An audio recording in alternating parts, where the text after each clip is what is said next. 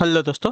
Good morning, नमस्कार। आप सभी का स्वागत है आप सभी के अपने यूट्यूब चैनल परीक्षा की शिक्षा में। उम्मीद करता हूँ, आशा करता हूँ आप सभी जो स्वस्थ हैं, कुशल मंगल है और अपनी तैयारी जो है बहुत ही बढ़िया और अच्छे तरीके से आप सभी कर रहे थे। जो भी क्लास में फर्स्ट टाइम आए हैं, पहली बार आए हैं, नए हैं, उन सभी को बता देगा हमारे चैनल पर जो है आपकी UP triple S C PT exam 2025 की जो आपकी तैयारी चाहते हो रेगुलर बेसिस पे करवाई जाती है। तो जिसे भी तैयारी पूरी करनी है, कंप्लीट करनी है, चैनल को सब्सक्राइब करके आप लोग हमारे साथ जुड़ जाइएगा। ठीक है। क्लास का समय देखिए, जीके जीएस की जो क्लास है सुबह 10 बजे डेली आप सभी को देखने को मिलती है। मैथ्स वगैरह आपकी जो क्लास है दोपहर को 2 बजे देखने को मिलती है। हिंदी की जो क्लास है शाम को 7 बजे आप सभी को देखने को मिलता है। आप सभी को इसी टाइम पर क्लास से जुड़ के तैयारी को पूरा और कंप्लीट करना है। ठीक है। नीचे डिस्क्रिप्शन आप सभी को इंस्टाग्राम टेलीग्राम का लिंक मिलेगा, तो आप हमें इंस्टाग्राम पर फॉलो कर लीजिएगा और टेलीग्राम चैनल को ज्वाइन कर लीजिएगा। टेलीग्राम चैनल पर डेली बेसिस पे क्लास का अपडेट, आपको एग्जाम का जो अपडेट है साथियों देखने को मिलेगा। ठीक है। चलिए क्लास स्टार्ट करें बिना किसी देरी के। एक एक क्वेश्चन आपके एग्जाम के लिए बहुत ही इंपॉर्टेंट, ध्यान से एक एक क्वेश्चन को देखेंगे, समझेंगे और फिर उसका उत्तर देने की कोशिश करते हुए आगे बढ़िएगा। ठीक है। चलिए पहला क्वेश्चन आपके सामने दिया गया है। क्लास स्टार्ट करने से पहले जिसने अभी तक क्लास को लाइक नहीं किया, क्लास को लाइक करेंगे। जिसने अभी तक शेयर नहीं, क्लास को शेयर करेंगे और जिसने अभी तक चैनल को सब्सक्राइब नहीं किया, देखिए चैनल को सब्सक्राइब कर लीजिए। ठीक है। तो एग्जाम सभी को पता है कब है, 6 और 7 सितंबर को आपका एग्जाम है। ठीक है। और आपका अगस्त स्टार्ट हो चुका है, तो 1 महीने का टाइम है आपके पास अपनी तैयारी को बेहतरीन करने के लिए। ठीक है। चलिए अब क्वेश्चन पे आएंगे। पहला क्वेश्चन, सबसे पहले पहिए किसके बने थे बताइए। पहिए यानी कि जो आ, चक्के होते हैं गाड़ी के पहिए, उसकी बात करें तो रबड़ के, कांच के, लकड़ी के या लोहे के। तो सबसे पहले पहिए जो है आपके लकड़ी के बने थे। ठीक है। ऑप्शन नंबर आपका सी राइट होगा। ठीक है। क्लियर सभी को। और कब बना था तो नौ पाषाण काल में, ये बात याद रखिएगा। ठीक। पहिए का आविष्कार कब हुआ था तो नौ पाषाण काल में हुआ था और सबसे पहले पहिए जो आपका लकड़ी के बने थे। ठीक है। अगला क्वेश्चन है साथियों आपका है दूसरा नंबर। जातक कथाओं में रिक्त स्थान के जन्म और उनके पूर्व जीवन का वर्णन वर्णन मिलता है किसके बताइए। जातक कथाओं में किसके जन्म और उनके पूर्व जीवन का वर्णन मिलता है, तो इसका राइट आंसर हो जाएगा साथियों आपका बुद्ध के। ठीक है। ऑप्शन नंबर आपका डी राइट हो जाएगा। ठीक है। क्लियर से को जातक कथाएं जो है बौद्ध ग्रंथ त्रिपिटक में सुत्त पिटक के अंतर्गत खुद्दक निकाय का 10वां भाग है। ठीक है। चलिए, जिसमें बुद्ध के जन्म और उनके पूर्व जीवन का वर्णन मिलता है। ठीक है। अगला क्वेश्चन है आपका तीसरा नंबर, ध्यान से देख के बताइएगा, राइट आंसर क्या हो जाएगा। कुतुबुद्दीन ऐबक और रजिया रिक्त स्थान राजवंश से संबंधित है, किस राजवंश से बताइए।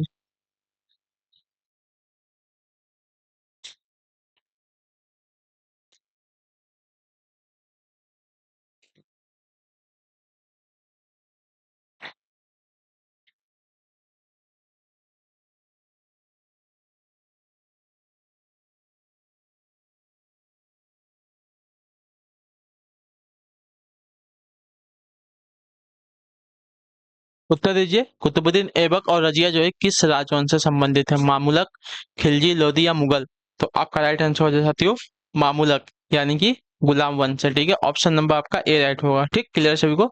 चलिए अगला क्वेश्चन है आपका चौथा नंबर। हवा महल का निर्माण किसने करवाया था बताइए। हवा महल का जो निर्माण है किसने करवाया था, तो हवा महल का निर्माण आपका करवाया था महाराजा सवाई प्रताप सिंह ने। ऑप्शन नंबर आपका सी राइट होगा। ठीक है। क्लियर है। चलिए अगला प्रश्न देखा जाएगा आपका है पांचवा नंबर, उत्तर देने की कोशिश करेंगे। मद्रास में वेद समाज की स्थापना किस वर्ष हुई थी बताइए। मद्रास में वेद समाज की स्थापना जो है किस वर्ष हुई थी, तो महाराष्ट्र सॉरी मद्रास में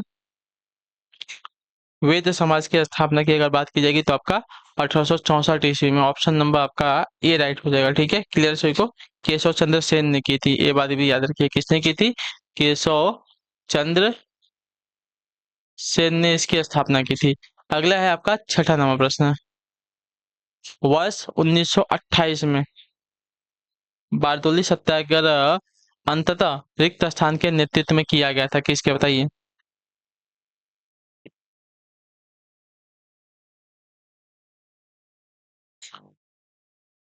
तो इसका राइट आंसर आपका हो जाएगा साथियों वल्लभ भाई पटेल के, ठीक है। ऑप्शन नंबर आपका बी राइट हो। भारतीय स्वाधीनता संग्राम के दौरान वर्ष 1928 में सूरत जिले में बारडोली सत्याग्रह हुआ था। यह एक प्रमुख किसान आंदोलन था जिसका नेतृत्व सरदार वल्लभ भाई पटेल ने किया था, ठीक है।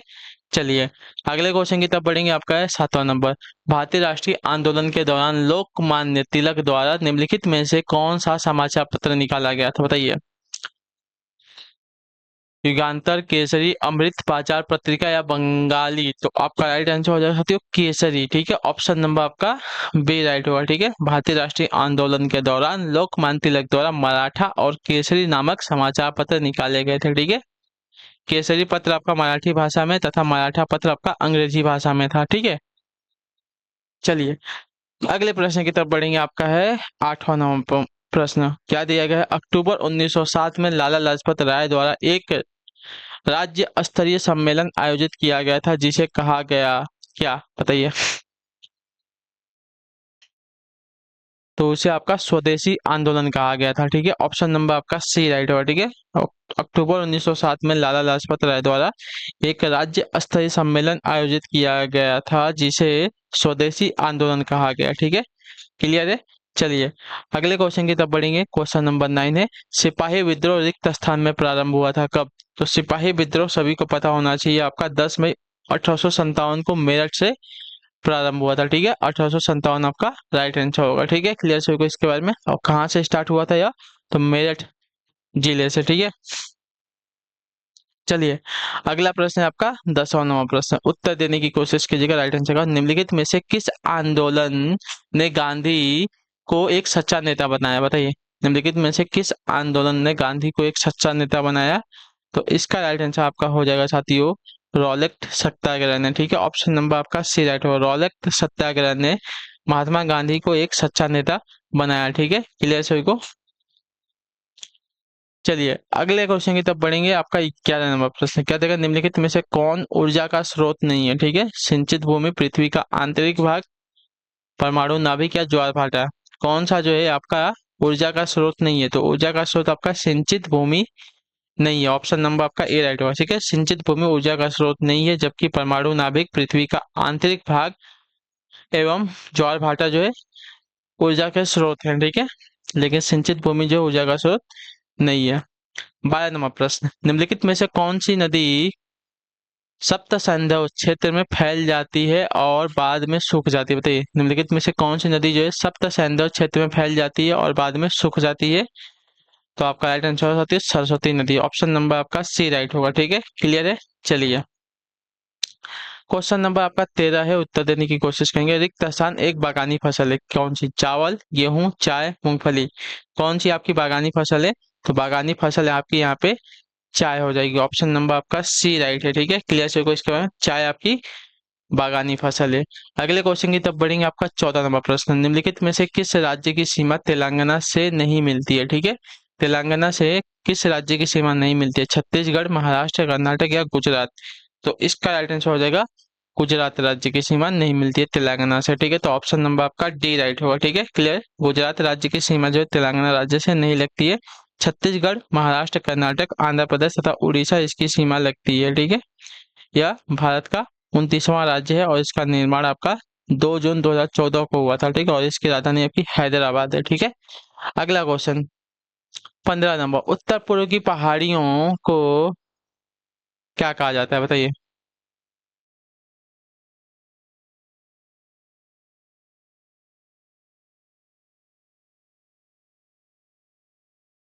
उत्तर पूर्व की पहाड़ियों को रिक्त स्थान कहा जाता है। हिमाद्री, पूर्वांचल, शिवालिक या ढंस।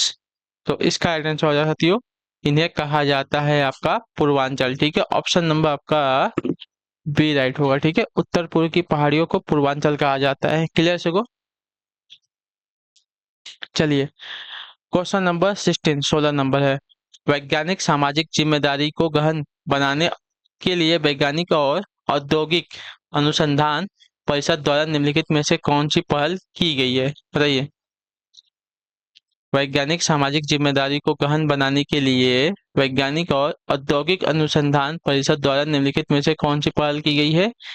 तो यहाँ पे की गई है जिज्ञासा की पहल, ठीक है। ऑप्शन नंबर आपका ए राइट होगा, ठीक है। क्लियर होगा इसके बारे में। जिज्ञासा नामक कार्यक्रम शुरू किया गया है। अगला क्वेश्चन, 17 नंबर प्रश्न, निम्नलिखित में से किस संगठन द्वारा बैंकों की ब्याज दरें निर्धारित और विनियमित की जाती है, बताइए। निम्नलिखित में से किस संगठन द्वारा बैंकों की ब्याज दरें जो है निर्धारित और विनियमित की जाती है, तो इसका राइट आंसर हो जाएगा साथियों आरबीआई के द्वारा। ऑप्शन नंबर आपका डी राइट होगा। ठीक है, क्लियर है सभी को। चलिए अगले क्वेश्चन की तरफ बढ़ेंगे। आपका है साथियों 18 नंबर, निम्नलिखित में से ऋण माफी शब्द किससे संबंधित है, शिक्षा से, उद्योग से, तकनीकी से या कृषि से, तो इसका राइट आंसर आपका हो जाएगा साथियों ऋण माफी शब्द जो है आपका कृषि से संबंधित है। ऑप्शन नंबर आपका डी राइट है। ठीक है, किसी व्यक्ति, समूह या संस्था द्वारा लिए गए ऋण को माफ कर देना ऋण माफी कहलाता है। ठीक है, भारत में किसानों को दिए गए ऋण को माफ करने की बात प्रत्येक चुनाव के दौरान की जाती है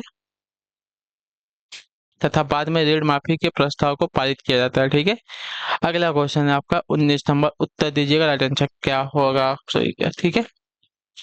पूछा गया है एक बैंकिंग आउटलेट जो हफ्ते में 5 दिन और न्यूनतम रिक्त स्थान घंटे प्रतिदिन के लिए खुलता है, कितने घंटे के लिए खुलता है एक बैंक, तो इसका राइट आंसर आपका हो जाएगा साथियों 4 घंटा। ठीक है, ऑप्शन नंबर आपका ए राइट होगा। ठीक है, एक बैंकिंग आउटलेट जो हफ्ते में 5 दिन और न्यूनतम 4 घंटे प्रतिदिन के लिए खुलता है, इसका उद्देश्य लोगों को बैंकिंग सुविधाएं प्रदान करना तथा वित्तीय समावेश को बेहतर बनाना होता है। यह आउटलेट मुख्यतः बैंकों के कार्यकाल का समय निर्धारित करता है। ठीक है, चलिए अगला है आपका 20 नंबर, बुल और बियर शब्द रिक्त स्थान में उपयोग है किस में, टोल टैक्स में, चुंगी कर में, ओवरड्राफ्ट में या शेयर बाजार में, तो आपका राइट आंसर हो जाएगा शेयर बाजार में। ठीक है, ऑप्शन नंबर आपका डी राइट होगा। ठीक है, क्लियर से को शेयर बाजार में बुल और बियर का तात्पर्य बैल और भालू है। ठीक है, यह शेयर बाजार में लाभ की आशा से खरीदा गया शेयर यानी कि तेजड़िया बैल तथा बाजार की कीमत गिरने के भय से बेचा गया शेयर यानी कि मंदड़िया यानी कि भालू कहलाता है। ठीक है, अगला क्वेश्चन 21 नंबर, भारतीय संविधान के किस अनुच्छेद के तहत राष्ट्रीय ध्वज फहराने का अधिकार है, बताइए। तो इसका राइट आंसर हो जाएगा साथियों अनुच्छेद 19 ए के तहत। ठीक है, ऑप्शन नंबर आपका ए राइट होगा। ठीक है, क्लियर होगा इसके बारे में हाँ या ना। भारतीय संविधान के अनुच्छेद 19 ए के तहत राष्ट्रीय ध्वज फहराने का अधिकार है। ठीक है, अनुच्छेद 19 ए के तहत अभिव्यक्ति की स्वतंत्रता प्रदान की गई है। इसके अंतर्गत 6 स्वतंत्रताएं सम्मिलित हैं। ठीक है, चलिए अगले क्वेश्चन की तरफ पढ़ेंगे। 22 नंबर, उत्तर दीजिएगा। अच्छा, मूलभूत अधिकारों में से अधिकांश हमारे संविधान के रिक्त स्थान अनुच्छेद में शामिल किए गए हैं, तो इसका राइट आंसर साथियों 12 से 35। ठीक है, ऑप्शन नंबर आपका बी राइट है। मूलभूत अधिकारों में से अधिकांश भारतीय संविधान में अनुच्छेद 12 से 35 तक जो है शामिल है। मौलिक अधिकार संविधान के तीसरे भाग में वर्णित है, यह अमेरिका के संविधान से लिया गया है। ठीक है, चलिए अगला आपका 23 नंबर प्रश्न, 1946 में संविधान सभा का गठन किसके द्वारा बनाई गई योजना के तहत किया गया था, बताइए। 1946 में संविधान सभा का जो गठन है किसके द्वारा बनाई गई योजना के तहत किया गया था, तो आपका राइट आंसर होगा साथियों कैबिनेट मिशन योजना का। ठीक है, ऑप्शन नंबर आपका डी राइट होगा। क्लियर सभी को हाँ या ना। वर्ष 1946 में संविधान सभा द्वारा कैबिनेट मिशन योजना द्वारा बनाई गई योजना के तहत किया गया था। ठीक है, और इस मिशन का उद्देश्य जो है भारत के लिए संविधान निर्माण के तरीकों पर आम सहमति बनाना तथा संविधान निर्मात्री सभा के गठन की प्रक्रिया को व्यवस्थित करना था। ठीक है, चलिए अगला प्रश्न देखा जाएगा आपका 24। उच्चतम न्यायालय के न्यायाधीश की सेवानिवृत्ति की आयु क्या है, बताइए। मतलब रिटायरमेंट की आयु क्या होती है उच्चतम न्यायालय के न्यायाधीश की, तो इसका राइट आंसर आपका हो जाएगा साथियों 65 वर्ष। ठीक है, ऑप्शन नंबर आपका बी राइट होगा।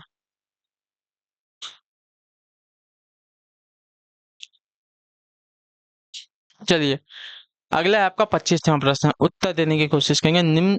किस अनुच्छेद के अनुसार वैध कारणों के आधार पर राज्यों में राष्ट्रपति शासन लागू किया जा सकता है, बताइए। किस अनुच्छेद के अनुसार जो है वैध कारणों के आधार पर राज्यों में राष्ट्रपति शासन लागू किया जा सकता है, तो इसका राइट आंसर साथियों अनुच्छेद 356 के। ठीक है, ऑप्शन नंबर आपका ए राइट होगा। भारतीय संविधान के अनुच्छेद 356 राष्ट्रपति को राज्यों में संवैधानिक तंत्र की विफलता या संविधान के उल्लंघन की दशा में राष्ट्रपति शासन लागू करने का अधिकार देता है। चलिए 26वां प्रश्न उत्तर देने की कोशिश करेंगे। विद्युत परिपथ में जूल में किया गया कार्य। जब एक इकाई विद्युत आवेश एक बिंदु से दूसरे बिंदु पर स्थानांतरित होता है तो उसे क्या कहते हैं?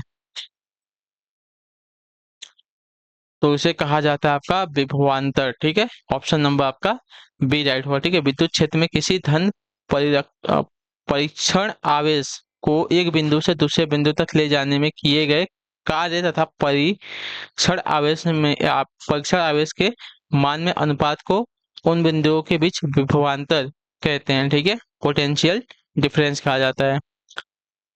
अगला क्वेश्चन आपका 27वां, डायनेमो ऊर्जा परिवर्तित करता है किसको किस में, बताइए। डायनेमो ऊर्जा किसको किस में परिवर्तित करता है? तो डायनेमो ऊर्जा जो है आपका यांत्रिक को विद्युत में परिवर्तित करता है। ठीक है, ऑप्शन नंबर आपका सी राइट होगा। अगले क्वेश्चन की तरफ बढ़ेंगे। 28 में बेहतरीन स्वर्ण सॉल रिक्त स्थान रंग का होता है। बेहतरीन स्वर्ण सॉल जो है किस रंग का होता है? तो इसका राइट आंसर हो जाती है लाल रंग का। ठीक है, ऑप्शन नंबर आपका ए राइट होगा। क्लियर होगा इसके बाद? बेहतरीन स्वर्ण सॉल जो है लाल रंग का होता है। 29 है। 29 नंबर, एंजाइम सहायक होते हैं किस में, बताइए। एंजाइम किस में सहायक होते हैं? तो एंजाइम आपका भोजन के पाचन में सहायक होते हैं। ठीक है, ऑप्शन नंबर आपका बी राइट होगा। क्लियर होगा इसके बारे में? एंजाइम सहायक होते हैं भोजन के पाचन में। चलिए अगला आपका था 30वां प्रश्न, निम्नलिखित में से तंत्रिका का एक भाग नहीं है, कौन सा? तंत्रिका का एक भाग कौन सा नहीं है? तो तंत्रिका का एक भाग आपका जो है डेंड्राइट नहीं है। ठीक है, ऑप्शन नंबर आपका बी राइट होगा। तंत्रिका का एक भाग आपका डेंड्राइट नहीं है। चलिए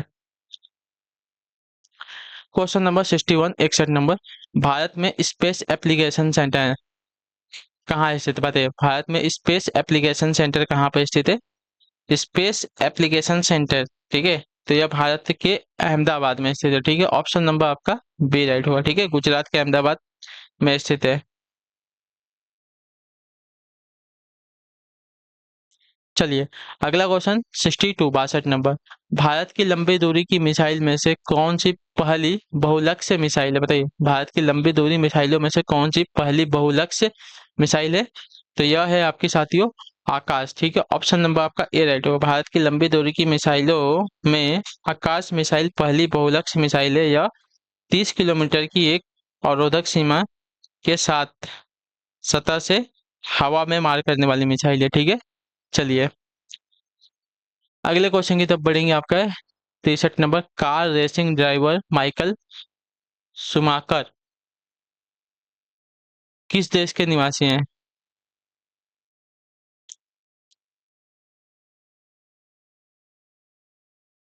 बताइए।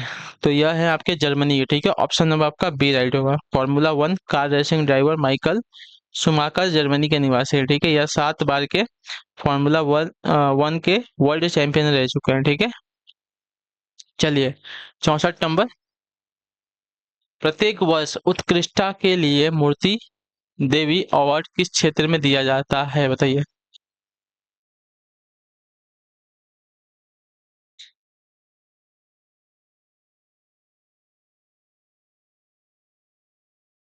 तो यह दिया जाता है साथियों आपका साहित्य में। ठीक है, ऑप्शन नंबर आपका डी राइट होगा। क्लियर से को मूर्ति देवी पुरस्कार भारतीय ज्ञानपीठ द्वारा दिया जाने वाला प्रतिष्ठित क्या है? साहित्य सम्मान है। ठीक है, वह साहित्य के क्षेत्र में उल्लेखनीय योगदान हेतु दिया जाता है।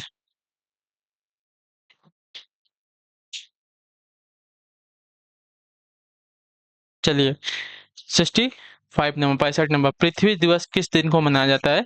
तो पृथ्वी दिवस की अगर बात की जाएगी तो आपका राइट आंसर हो जाएगा 22 अप्रैल को साथियों। ठीक है, क्लियर सभी को? पृथ्वी दिवस जो है 22 अप्रैल को मनाया जाता है। चलिए क्लियर है।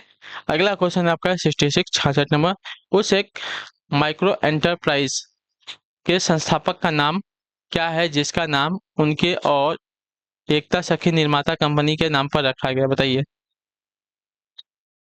उस एक माइक्रो एंटरप्राइज के संस्थापक का नाम क्या है जिसका नाम जो है उनके और एकता सखी निर्माता कंपनी के नाम पर रखा गया है? तो उनका नाम है आपका कमल कुंभार। ठीक है, कमल कुंभार है। तो ऑप्शन नंबर आपका ए राइट होगा। ठीक है, क्लियर सभी को? चलिए अगले क्वेश्चन की तरफ बढ़ेंगे। आपका है 67, 67 नंबर, ओलंपिक खेलों में स्वर्ण, रजत एवं कांस्य पदक रिक्त स्थान में शुरू किए गए थे? कब शुरू किए गए थे? तो ये शुरू किए गए थे साथियों आपका वर्ष 1904 में। ठीक है, ऑप्शन नंबर आपका सी राइट होगा। ओलंपिक खेलों में स्वर्ण, रजत एवं कांस्य पदक जो आपका वर्ष 1904 में शुरू किए गए थे। चलिए अगले क्वेश्चन की तरफ बढ़ेंगे। 68 है 68 नंबर। विश्व का पहला प्रोग्रामर किसे माना जाता है? तो विश्व का पहला प्रोग्रामर आपका एडा लवलेस को माना जाता है। ठीक है, ऑप्शन नंबर आपका बी राइट होगा। ठीक है, चलिए विश्व का पहला प्रोग्रामर आपका एडा लवलेस को माना जाता है। अगले क्वेश्चन की तरफ बढ़ेंगे। 69 69 नंबर। क्या है एफटीपी का पूर्ण रूप क्या है बताइए? एफटीपी का फुल फॉर्म क्या है? तो एफटीपी का फुल फॉर्म होता है file transfer protocol. Option number आपका सी राइट होगा। ठीक है, एफटीपी का फुल फॉर्म का फाइल ट्रांसफर प्रोटोकॉल है। ठीक है, क्लियर सभी को? चलिए अगले क्वेश्चन की तरफ बढ़ेंगे। आपका 70 नंबर, उत्तर दे दीजिएगा का।